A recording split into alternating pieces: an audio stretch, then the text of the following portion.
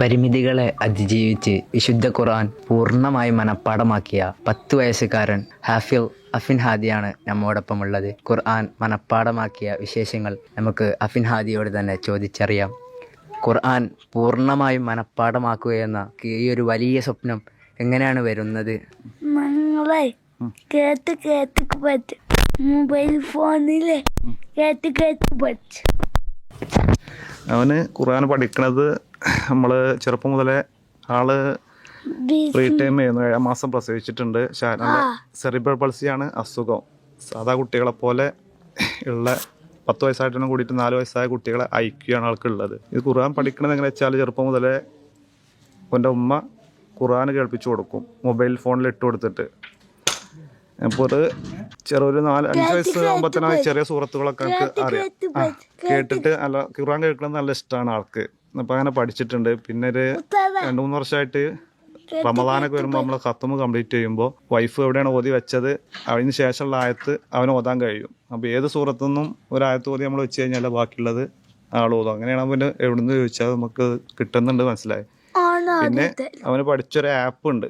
ആ ആപ്പിൽ ബിസ്മി കേട്ട് കഴിഞ്ഞാൽ ആ കാര്യൻ്റെ ബിസ്മി കേട്ടാൽ ഏതാണ് ആ സൂറത്ത് ഓതാൻ പോകുന്നത് എന്നുള്ളത് പറയും.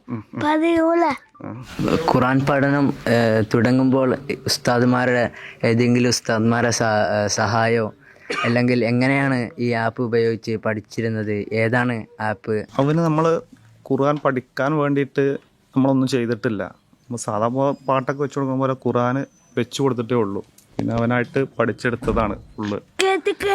കേട്ട് പഠിച്ചതാണ്. ഖുർആൻ കേൾക്കണത് നല്ല ഇഷ്ടം. എന്തെങ്കിലും അസുഖമൊക്കെ വരുമ്പോൾ രാത്രി കരയുമ്പോൾ നമുക്ക് ഖുർആൻ ഇട്ടെന്നാൽ മതി, എൻ്റെ അസുഖം മാറുമ്പോൾ ഖുർആനെ നമ്മൾ വെച്ചു കൊടുക്കും. അപ്പോൾ അവന് കരയാതെ കിടക്കും.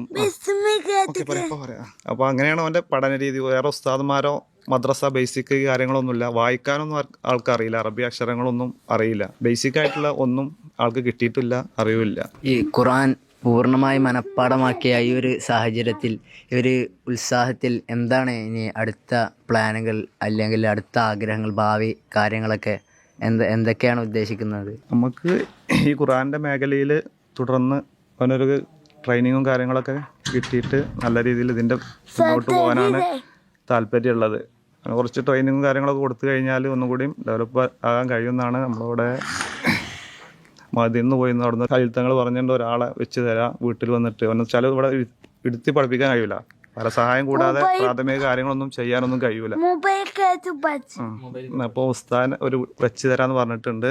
പിന്നെ മാഷാ അല്ലാഹ് ഉസ്താദിൻ്റെ അടുത്തുനിന്ന് വന്നിട്ട് അവാർഡ് വാങ്ങാനും വലിയ ഇപ്പോൾ നമുക്ക് മാഷാ അല്ലാഹ് സന്തോഷമാണ്. ഇനി ഇതേപോലുള്ള കുട്ടികൾ അല്ലെങ്കിൽ അഫിൻ ഹാദിക്ക് എന്താണ് പറയാനുണ്ടാവുക? ഇനി ഇങ്ങനത്തെ സാഹചര്യമുള്ള കുട്ടികൾ ഇങ്ങനെ പഠിച്ച് വളരാനുള്ള കാര്യങ്ങളിലൊക്കെ എന്താണ് പറയാനുണ്ടാവുക? ഇങ്ങനത്തെ കുട്ടികൾക്ക് ഇതേപോലെ പല കഴിവുകൾ ഉണ്ടാവും. പക്ഷെ നമ്മൾ കണ്ടെത്തിയിട്ട് ഇപ്പോൾ വൈഫ് കണ്ടെത്തിയതുകൊണ്ടാണ് നമുക്കത് ഇതാക്കുന്നത്. അതുകൊണ്ട് പരിമിതിയുള്ള കുട്ടികൾക്ക് എന്തെങ്കിലും ഒരു കഴിവുണ്ടാവും. അത് നമ്മൾ കണ്ടെത്തിയിട്ട് എന്താണ് കഴിവ് കണ്ടെത്തിയിട്ട് അവരെ സമൂഹത്തിന്റെ മുന്നോട്ട് കൊണ്ടുവരണം. ഇപ്പോൾ പിന്നെ ഹാദിഖ് മോന് തന്നെ ഭയങ്കര സന്തോഷമാണ്. ഇപ്പോൾ ഒരു ചെറിയ സെലിബ്രിറ്റി പോലെ ഇപ്പോൾ യൂട്യൂബിലും ഇൻസ്റ്റാഗ്രാമിലൊക്കെ വീഡിയോസ് ഒക്കെ വൈറലായിട്ടുണ്ട്. അപ്പോൾ ഇങ്ങനത്തെ ഏത് കുട്ടികളാകുമ്പോൾ ഓരോരുത്തർക്ക് പിന്നെ ഖുർആനിലാണ് കഴിവ്, അതുപോലെ പലർക്കും പല കഴിവുകളുണ്ടാവും. അത് കണ്ടെത്തിയിട്ട് അവരെ സമൂഹത്തിന്റെ മുന്നിലോട്ട് കൊണ്ടുവരണം. വിശുദ്ധ ഖുർആനിൽ ഇപ്പോൾ എവിടെ നിന്ന് ചോദിച്ചാലും അഫിൻ ഹാദി ഓതും. അതൊന്ന് നമുക്ക് നോക്കിയാൽ ചോദിച്ചാൽ എങ്ങനെയാണ്? ആപ്പ് വഴിയാണോ അല്ലെങ്കിൽ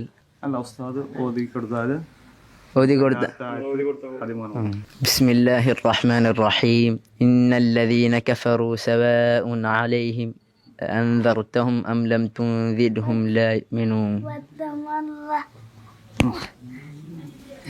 അലാ ഖുലൂബിഹിം വലാ സമഇഹിം വലാ അബ്സാരിഹിം ഗിശാവത്തുൻ وعذاب أليم. ولقد أرسلنا نوحا إلى قومه إني لكم نذير مبين. لا تعبدوا إلا هو إني أخاف عليكم عذاب يوم عظيم.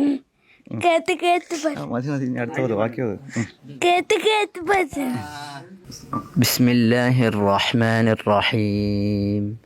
الرحمن علم القرآن خلق الإنسان علمه البيان الشمس والقمر بالحسبان والنجم والطيران والسماء رفعها وقال ميزان ألا تطغوا في الميزان وأقيموا الوزن بالقسط ولا تخسروا الميزان കേട്ട് ഹഫീൽ അഫിൻ ഹാദിയുടെ ഈ 10 വയസ്സുകാരൻ്റെ ശാരീരിക പരിമിതികൾക്കുള്ളിലും ഈ സാഹചര്യത്തിലും അഫിൻ ഹാദി ഖുർആൻ ഏത് ഭാഗത്തു നിന്നും അടിപൊളിയായി ഓതുന്ന ഈ ഒരു കഴിവ് അഫിൻ ഹാദിക്ക് ഉള്ളത് നമുക്കെല്ലാം വിസ്മയകരമായ കാര്യമാണ്. അഫിൻ ഹാദിക്ക് ഇനിയും ഉയരങ്ങളിലേക്ക് എത്താൻ സാധിക്കട്ടെ. അള്ളാഹു അനുഗ്രഹിക്കട്ടെ. ആമീൻ.